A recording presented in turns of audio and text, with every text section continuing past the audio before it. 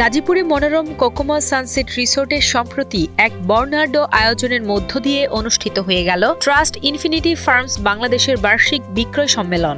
উৎসব মুখর এই আয়োজনের চারদিকে ছিল সাফল্যের আনন্দ আর নতুন লক্ষ্য ছোঁয়ার উদ্দীপনা।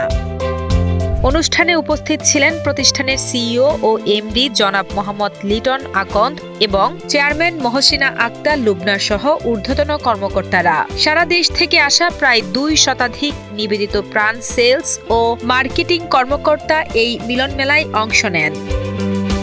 সম্মেলনে সেভরি ও স্বাদ ব্র্যান্ডের পণ্যের গুণগত মান বজায় রাখা এবং আধুনিক বাজারজাতকরণ কৌশল নিয়ে চলে গুরুত্বপূর্ণ আলোচনা। বক্তারা তুলে ধরেন কোম্পানির ভবিষ্যৎ বিক্রয় সম্প্রসারণ ও অগ্রগতির এক সুনিপুণ পরিকল্পনা।